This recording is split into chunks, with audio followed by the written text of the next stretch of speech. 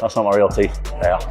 Anyone who knows me knows that I don't really take breaks from training, so I've got a little tradition that I do before every camp. I go on holiday, don't train at all for a week, and then when I come back, I start the camp. Because usually, like if I have, for example, 4 months until my fight, I'll just start training straight away, hard, and then I'll be overtrained, so I don't want that.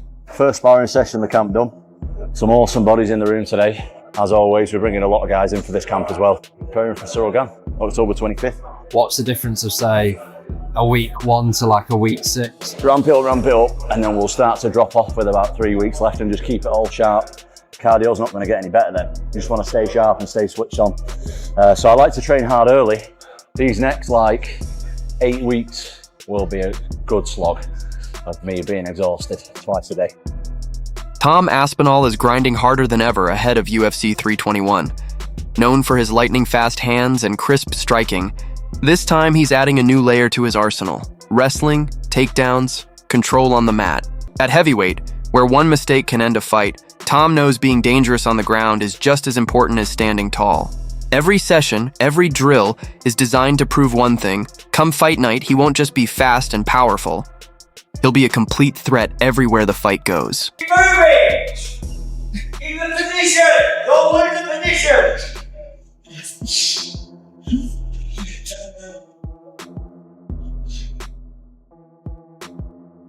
Change again, last time!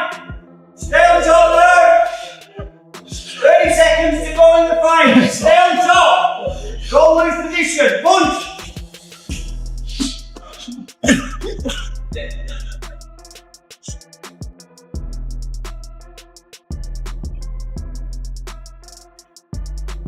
Second left.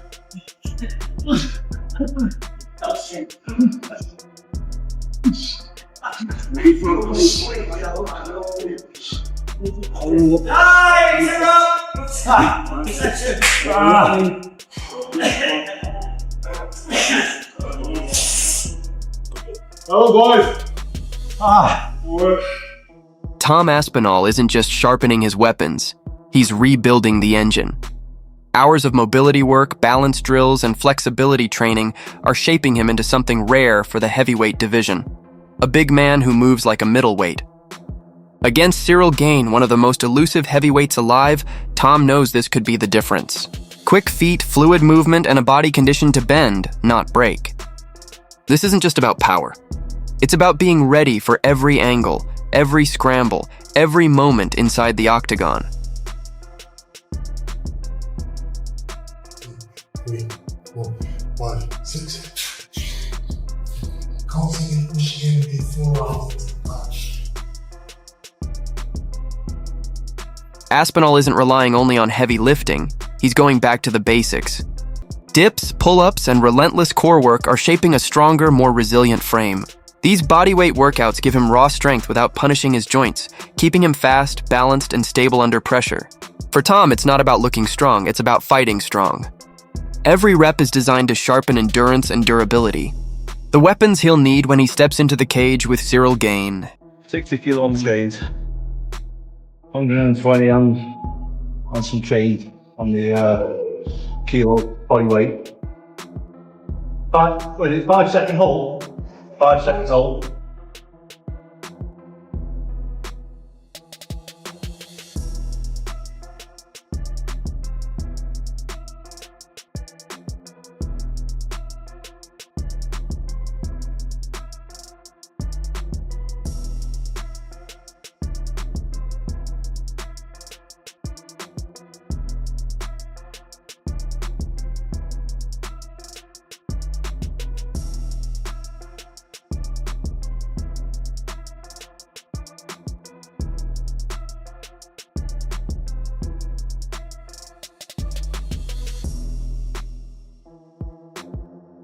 What do you mean, Lasser? That's bloody 5. Aspinall has even introduced heavy rock training into his camp, using raw, old-school methods to push his body in ways machines can't. Hoisting and carrying massive stones builds unshakable grip strength, powerful core stability, and the kind of rugged toughness that translates directly inside the octagon.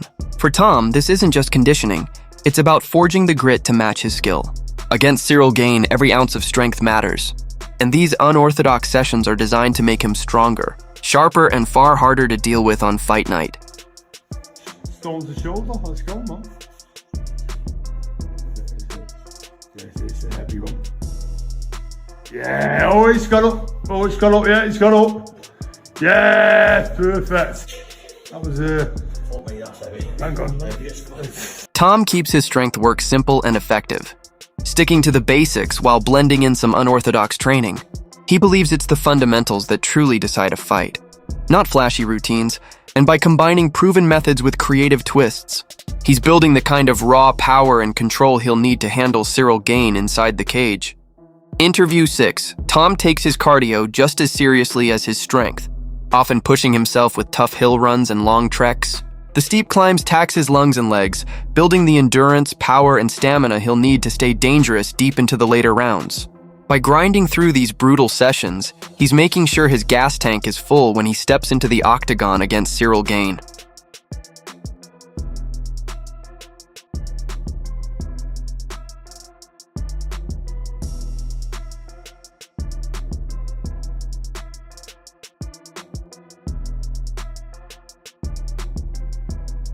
Right, that's the last gym session. In camp, Aspinall has been honing his striking with explosive speed and raw power, even caught on camera tearing apart a heavy bag with his punches.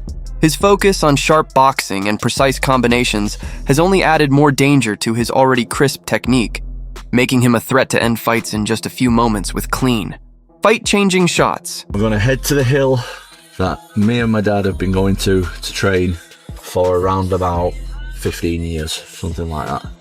Open the lungs up a little bit. All the hard work's done now for the fight, so we're just keeping the body fresh, keeping the body healthy, and getting outside a little bit while the weather's good. Striking has become one of Aspinall's most dangerous weapons, with his speed, precision, and raw power turning him into a serious threat on the feet. In fact, a recent clip showed him shattering a punching machine's record with a single blow, a reminder of how one clean shot from him can instantly change the course of a fight.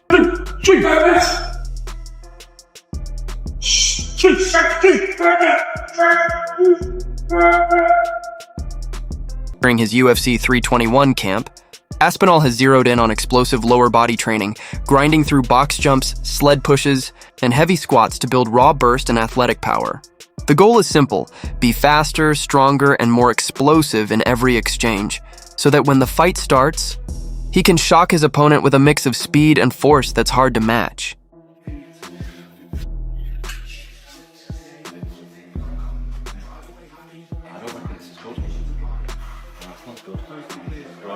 Alongside his lower body grind, Aspinall has been piling on serious upper body work, lifting heavy and pushing himself to new levels of strength. In fact, during a recent session, he even shocked the world's strongest man, Eddie Hall, with just how powerful he's become.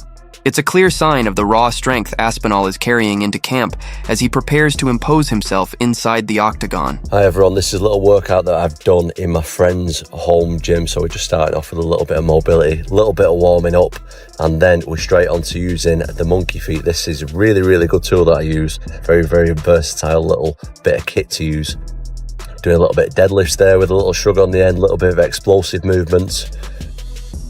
A little bit more bench press off the floor, very easy, and back to the monkey feet again. This can be used for the quads, the hamstrings. Like I say, this is good for everything to do with the legs, and you don't need a massive, bulky machine. Kamaru Usman and Henry Cejudo have both thrown their support behind Tom Aspinall ahead of UFC 321. Usman highlighted his rare mix of speed and power for a heavyweight, while Cejudo praised his sharp technique and high fight IQ. Both former champions see Tom as the future of the division, convinced he has all the tools to secure a statement win. So I think first off, we'll do 6 reps on the dumbbells, and we'll just keep going up and up and up and up. 6 reps, till you cannot hit 6 reps. And we're going to find out what your max is. You know what he said,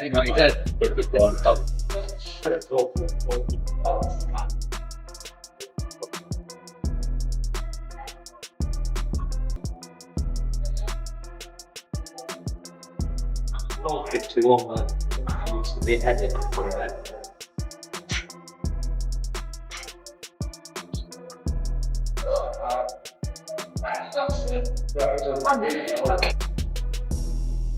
Yep.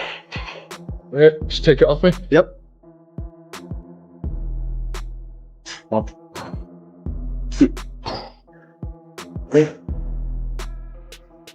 Good. 5. 6. You can take the left. Very nice. I think there's more there. I've got more in the tank, I reckon. Ian Gary has also voiced full confidence in Tom Aspinall, predicting victory and praising his rare combination of speed, power, and composure inside the cage. He noted that such calmness under pressure is almost unheard of at heavyweight, and it's exactly what makes Tom stand out in the division. For Gary, Aspinall's win feels inevitable, marking yet another big step forward in his rise. Tom Aspinall is the undisputed heavyweight champion of the world. What's the first step for him? You give him the one contender, Ciryl Gane. Ciryl Gane is somebody that's a big heavyweight, that's very agile. I don't think Tom Aspinall gets rid of him right away like he has with other people. And I think that'll be a big indication if John Jones wants to come back and reclaim that bout once again. I think you're absolutely right. Fight that makes sense. Tom Aspinall, Ciryl Gane. Let's make that happen. Ciryl Gane is, people forget how fantastic he is. A guy that can kind of float around the octagon, touch you, kick you, hit you with elbow. He's just a complete game. But man, Tom's movement, his boxing, speed, and his power, it's very, very difficult to doubt this man anymore. Joe Rogan has cautioned Tom Aspinall not to underestimate Ciryl Gane, reminding fans that Gane remains one of the most dangerous heavyweights in the division. He highlighted Gane's striking as not just sharp, but highly technical, with his kicks being a particularly lethal weapon. Rogan warned that if Tom takes him lightly, it could prove costly, stressing that Aspinall must stay sharp, respect Gane's tools, and be fully prepared for the challenge ahead. I don't see that fight getting out of the first round. Right. I think Tom is phenomenal. I think he's absolutely the best heavyweight we've ever seen in the UFC. I said to him, it sucks to win the belt that way, to be the champion this way, that no one's going to remember that in 3 fights time. They're just going to remember what you've done and that you are the champion of the world and you're the best in the division, and that's it. Daniel Cormier has also predicted a win for Tom Aspinall, though he expects it to be a razor-close battle. He pointed out that Tom's speed, composure, and well-rounded game give him the edge, but emphasized that Ciryl Gane remains a dangerous opponent who can't be taken lightly. For DC, Aspinall's ability to stay calm and execute a smart game plan will likely make the difference in what he sees as a tough fight that could go right down to the wire. Fantastic striker. I mean, he's one of the most beautiful strikers in the heavyweight division. I love watching that guy move. He does wild stuff. You ever see how he throws that front kick from a side stance? And he throws it like a twisting kick? He doesn't throw the front, he stands like southpaw, right? And he bobs around like this, and he's totally sideways, and he twists his foot out. Oh, they'll show it there. Let's see, he twists his foot out like a twisting kick. If they show the front kicks to the body, if he does any. He did a lot of them against Tai Tu. Chael Sonnen described Aspinall versus Gane as a pivotal matchup for the heavyweight division, calling it a true transitional fight. He explained that the winner won't just secure a big victory, but will also determine the direction of the entire division, setting the tone for future title fights. Sonnen believes both men bring unique skills to the cage, and whichever one comes out on top will help shape the very future of heavyweight MMA. We finally got Tom Aspinall, Ciryl Gane. Chael, we've been screaming about this Tom Aspinall, Ciryl Gane for a long time. UFC 321, Tom minus 325, Gane plus 260. We finally got the fight. But the world doesn't seem to believe, Chael, that it's a close fight. And I don't really agree with that line.